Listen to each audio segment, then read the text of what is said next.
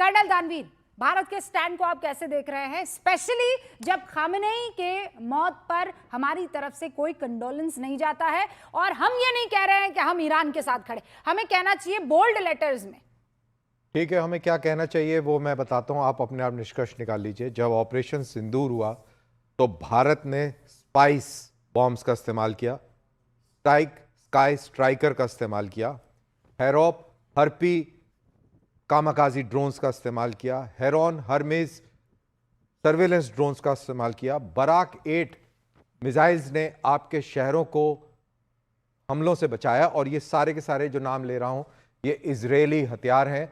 तो क्या हमें इजराइल का थैंक यू कर देना चाहिए? क्योंकि ईरान की तरफ से कोई भी एक भी हथियार हमको इस प्रकार का नहीं मिला, या उन्होंने पाकिस्तान के ऊपर कोई दबाव बनाया हो कि भारत के ऊपर हमला ना करें। तो मैं कोई भी, मेरे को इसमें किसी के साथ भी ना प्रेम है ना दुश्मनी है। ये जो पॉलिटिकल इशू चल रहा है, मैं तो प्योर ड्राई कट की बात कर रहा हूं कि मेरे युद्ध में जब मेरे को जरूरत थी तो मेरे साथ कौन खड़ा हुआ? मेरे साथ इजराइल खड़ा हुआ। इजराइल ने ये हथियार दिए। जब आप दिखाते हैं लाहौर के ऊपर HQ-9 रेडार ईरान का, करेक्शन चाइना का तबाह होते हुए, और आप तालियां बजाते हैं, तो याद रहे कि वो हेरोप म्यूनिशन था जो इजराइल में बना था, जिसका इस्तेमाल भारतीय सेना ने किया था। जब आप स्पाइस बॉम्ब्स का इस्तेमाल करते हैं, जब आपने दुश्मन के अंदर जो आतंकवादी मरकजों को तहस नहस कर दिया, तो याद रहे उस पर इजरायली बम गिरे थे, इजरायली मिसाइल्स का इस्तेमाल हुआ था। तो मैं, अगर नेतन्याहू भारत का शुक्रिया करता है तो भारत भी नेतन्याहू का शुक्रिया करता है। जहां तक ईरान और बाकी इस पूरे मसले का सवाल है, मेरे ख्याल से आपके एक वरिष्ठ जो पैनलिस्ट हैं उन्होंने कुछ ट्वीट्स पढ़ के बता दिए कि भारत के प्रधानमंत्री ने क्या बोला और भारत के विदेश मंत्री ने किससे बात करी। और इस चीज को ये आपने कुछ ना कहते हुए सब कुछ कह दिया है। इतिहासकार श्रीनाथ राघवन ने अपनी किताब 1971 a global history of the creation of Bangladesh में लिखा है कि इजराइल खुद हथियारों की कमी का सामना कर रहा था। भारत को सीधे हथियारों की आपूर्ति करने में वो असमर्थ था, लेकिन इजरायली प्रधानमंत्री गोल्डा मेयर ने सिर्फ एक अनुरोध के साथ ईरान जाने वाली खेप का रुख भारत की ओर कर दिया। अनुरोध यह था कि हथियारों के बदले में भारत राजनयिक संबंध स्थापित करेगा। Does that make sense?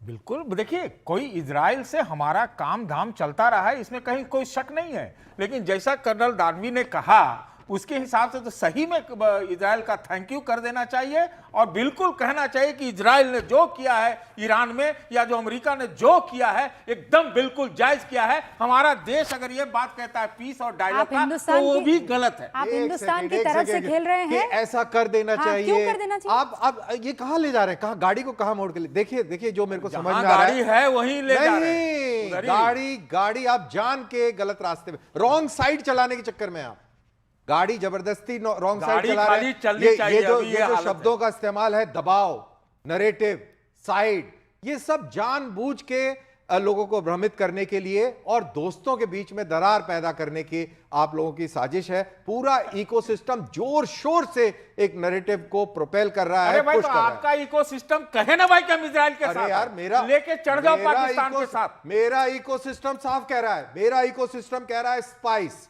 Sky Striker, Harop, Harpy, Heron, Hermes और बराक 8 मिसाइल, मेरा इकोसिस्टम यह कह रहा है। और पूरी दुनिया ने इस इकोसिस्टम की गूंज सुनी है। केसी सिंह साहब, सतीश जी, तो मैं तो कह रहा हूं कि इजराइल के साथ एक यूनियन बना के पाकिस्तान पर चढ़ जाएगा। क्यों कह रहे हैं आप? क्यों कह रहे हैं? नहीं, वो नहीं आप करेंगे, अब तब आप पीस की बात करेंगे। अरे आप क्यों कह रहे हैं? अरे सबको आप मेरे को बताइए ना कि आप क्यों होता कह रहे हैं? अरे क्यों साथ लेके? अरे हम टिल्ट नहीं चाहते। काहे को नहीं कर रहे? टिल्ट आप करिए ना। दुश्मनी है। जब आप कल पिटेंगे तो आपकी मदद कौन करने आएगा? आपके जो टिल्ट जहां करना चाह रहे हैं वो आ रहे हैं क्या?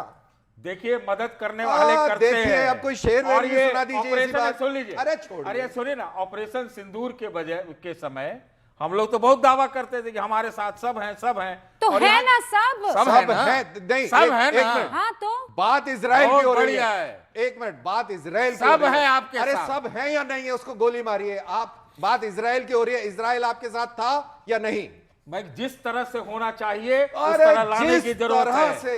रशिया अरे था, किस तरह से होना चाहिए? अमेरिका था, अरे कोई है था अमेरिका? अरे आप बताइए। अमेरिका था आपके साथ मतलब पाकिस्तान से जंग में? अब आपके पास जवाब नहीं है है। नहीं नहीं जवाब ही जवाब अब है। आप बौखला अरे आप गए। बोलिए ना अरे आपको ये बोलने का आप लगता है इकोसिस्टम वाला सही वाला इकोसिस्टम के।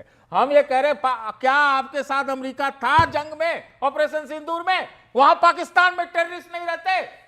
चलिए आपके लेवल पे आके मैं चीखो पुकारने चिल्ला नहीं करूंगा। नहीं, आपने चिल्ला जो तो बोला- सकते हैं, लेकिन I am not going to waste my energy.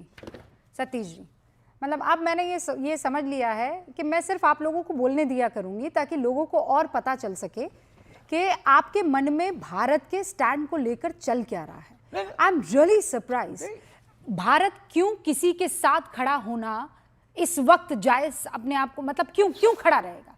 उसको जो करना है वो कर रहा है। ये कोई दो दोस्तों का खेल तो है नहीं कि सतीश जी रूबिका लियाकत के साथ खड़ा रहेंगे या किसी और खाला जान के साथ खड़ा रहेंगे, किसी एक के साथ आज खड़े रहकर तय कर देना है। ये दोस्तों का खेल नहीं है सर, ये मुल्कों का खेल है। ये this is called international relationship. हमें कहां चुप रहना है, कहां बोलना है, ये मुझे आपको समझाने की और बताने की जरूरत नहीं है। लेकिन आरपी सिंह साहब, हो जाइए पूरी तरह से टिल्ट, ये कह रहे हैं सतीश के सिंह। हो जाइए, हो ही गए। सतीश जी, अरे सुनिए सतीश जी, जब कारगिल की लड़ाई हुई थी तब कौन खड़ा था हमारे साथ? तब किसने हमारे को सपोर्ट किया? और बिना बिना पैसे लिए हुए। उनका हिसाब बाद में कर लेंगे, पहले आप लड़ाई जीते, युद्ध जीतिए। हम ईरान के विरोध में नहीं है, परंतु ईरान ने भी क्या क्या। यही बात, एक मिनट असली सुनिए ना, बात। अरे एक मिनट रुका सतीश जी, ठोकर नहीं, आप स्टूडियो में रहकर सॉरी सिंह साहब, सॉरी। लेकिन किसने बोला है कि खिलाफ है ईरान की? अरे सुन तो लीजिए ना एक बार। वो इजराइल यूपीए के काल में ईरान का विरोध किया और अमेरिका का साथ दिया, एक बार नहीं 3 बार दिया। जब एटॉमिक एनर्जी की बात हो रही थी, जब IAEA के बारे में बात हो रही थी, तब वो अमेरिका के साथ खड़े थे, तब ठीक था। अरे हम तो तटस्थ हैं, हम तो अपने लोगों की जान की रक्षा के लिए खड़े हैं। जो 1 करोड़ भारतीय हैं उनकी चिंता कर रहे हैं। परंतु एक मैं छोटा सा बयान आपको, क्योंकि अभी रूबिका जी ने खमेनी साहब का एक बयान पढ़कर सुनाया, एक और मैं पढ़कर सुना देता हूँ। उनका दिल हिंदुस्तान के मुसलमानों के लिए भागा जा रहा था, उनका दिल बिल्कुल डोल डोल हो रहा था और कह रहा था कि यहाँ पर हिंदू यहाँ पर मुसलमानों पर अत्याचार करें। ये उनका ट्वीट है। उसके बावजूद भी हमने उनसे संबंध नहीं खराब किए, हमने संबंध बनाकर रखे और आज भी हमारे संबंध हैं। और एक और जानकारी दे दूं आपको रूबिका जी, आज भी ईरान के अंदर सिख बच्चे, मैं आपको वीडियो भेजता हूं, अभी सिख बच्चे वहां लंगर लगाकर खड़े हैं और लंगर बांट रहे हैं। कोई इसलिए छोड़ा कि नहीं मानवता की बात नहीं है।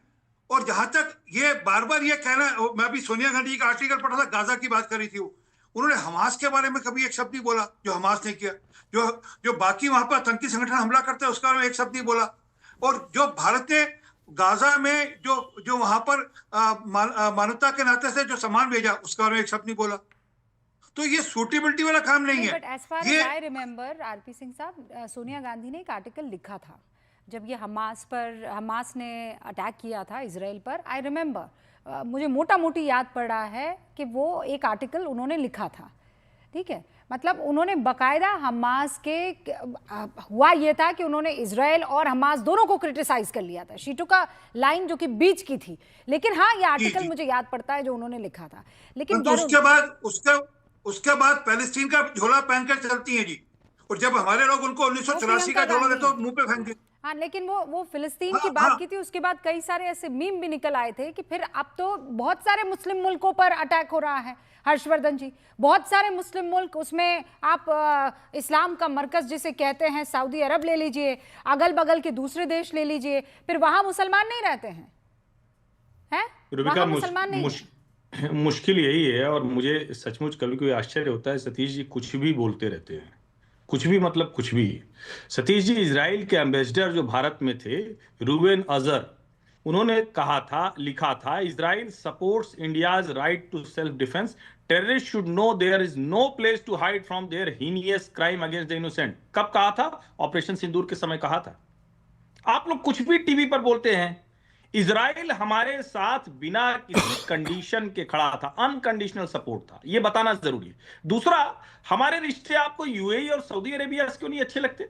मुसलमान आपको अच्छे नहीं लगते क्या? यार क्योंकि आपको लगता है कि एक नैरेटिव जी। क्रिएट करना है। ये इस्लाम बनाम कोई लड़ाई नहीं है, और अगर इस्लाम बनाम लड़ाई है तो आपको एक कहना पड़ेगा कि मुसलमान बनाम मुसलमान है। आप इसमें बेवजह भारत को घुसाना चाहते हैं।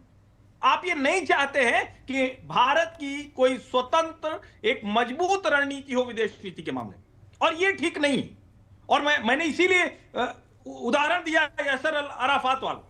लेकिन अभी जो बौद्धिक लोग हैं, और विपक्ष तो खैर राहुल कांग्रेस तो जहां चली गई है, अब वो पता नहीं वहां से वापस आ पाएगी नहीं। मैं आपको कांग्रेसियों को बताऊं, दुखी होकर बैठे हुए, वो कह रहे हैं ये कौन सा तरीका है भाई, आप ये क्या कह रहे हैं कि हमारी Alright. नीति नहीं है। वरुण जी, इतनी जवाब दीजिए। शानदार तरीके से हम आगे बढ़ रहे हैं। वरुण जी कुछ कह रहे हैं। हाँ वरुण जी क्विकली। रूबिका जी, सारी डिबेट में अब जैसे त्रिपाठी जी की बात इन्होंने पहले कहा 3 सेकंड लूंगा, 30 सेकंड बाद 3-4 मिनट ले लिए, तो ये तो पूरी बीजेपी और इनकी सरकार। आप ऐसे क्यों बोल रहे हो? आपको ऐसे बोलना चाहिए, डिक्टेट करोगे या किसी को आप? और दूसरी बात क्या है, बात ट्रंप की हो रही है, अमेरिका की हो रही है। इजराइल के लिए कौन कह रहा है? आप अमेरिका की तरफ झुकाव कर रहे हो, उसकी बात हो रही है। बैलेंस्ड होती थी हमारी सारी पॉलिसी, गुटनिरपेक्ष आंदोलन तक। हमारे तो गुटनिरपेक्ष आंदोलन का समिट कराया नहीं करना आप उसकी बात ही नहीं कर रहे हो। आप झुकाव तो सारे अमेरिका की तरफ कर रहे हो। अरे नमस्ते। वरुण जी, अरे ये ट्रंप बहुत सरकार गड़बड़ बनाया कर किसी दी आपने। प्रधानमंत्री ने जाके। ये बहुत गड़बड़ कर दी आपने। मैं नहीं, गड़बड़ जाते नहीं जाते करी। किसी ने दर्शकों जाके, नहीं किसी नहीं नेता ने नहीं जाके जाते ट्रंप जाते सरकार नहीं दर्शकों को बनवाई ये बता जाके। दूं, साल था 2005। वरुण जी रुकिए, स्क्रीन पर रहिएगा और ऐसे ऐसे करके कान अपने बिल्कुल खड़े कर दीजिए। साल था 2005, तारीख मैं आपको बता देती हूं, कुछ 25, और उस वक्त आपको वोट करना था जो नहीं, अक्टूबर 24, सितंबर 24 तारीख थी 2005। India broke with its traditional foreign policy position by voting for a US-backed EU3, UK, Germany, France resolution against Iran। और क्यों किया था? एटॉमिक पावर वो बनना चाहता था, लेकिन आप ईरान के खिलाफ खड़े हुए, वोट उसके खिलाफ किया, और आप अमेरिका के साथ खड़े हुए। आप कौन?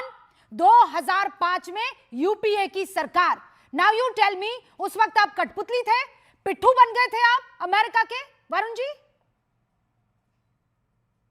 रूबिका जी, दो बात है, आपने शुरू में मेरी बात सुनी नहीं। मैंने मनमोहन सिंह जी की इकोनॉमिकल लिबरलाइजेशन और ग्लोबलाइजेशन की पॉलिसी में कहा था कि हमारे जैसे साथ थे कि नहीं थे, हम लोग उसमें सहमत नहीं थे। दूसरी बात, आपने यूपीए का इंदिरा जी राजीव जी का नाम नहीं लेते हो। मैं कह रहा हूं इंदिरा जी राजीव जी के टाइम भी तो ये यूएस अच्छा, आप पहले कहा कि हम ऐसा नहीं करते थे, दिया। और जब याद दिलाया तो आप तो इंदिरा जी की बात कीजिए। क्यों इंदिरा जी की? मनमोहन सिंह सरकार आपकी अरे नहीं भाई, थी। उस पे भी सोनिया अरे गांधी मेरी was पूरी taking- बात ही नहीं होने taking देते हो an यार। important आप त्रिपाठी जी को position 10-10 in मिनट that देते हो, मेरे को time। 10 सेकंड ही नहीं बोलने देते हो। नहीं, मैं आप आपको त्रिपाठी जी को expose कर रही कितना हूं, टाइम दे सर। देते हो, मुझे बोलने नहीं देते हो। एक्सपोज तो मैं कर रहा हूं सारी डिबेट को। आप अमेरिका की बात ही नहीं कर रहे हो, ट्रंप की कोई भी। अरे तो आप अमेरिका इजराइल करे जा रहे हो। बात करके आपको बांग्लादेश में आप फेल हो। आप अरे आपके चाइना कहने से से कौन सी क्या हो स्ट्रेटेजी है जाएगा, आपकी सर? ट्रेड इम्बैलेंस की? आपके कहने से क्या हो जाएगा? और चलिए चाइना एक से और कौन सी इलेक्शन का इंतजार आपकी कर लेते स्ट्रेटेजी हैं। है? फिर पता इम्बैलेंस लग चाइना जाएगा से कितना आपको। व्यापारिक घाटा चल रहा वक्त है, की कमी उस है पे मेरे कोई पास पॉलिसी प्रभु। नहीं खाली ला। और अच्छा है कि वक्त की कमी है।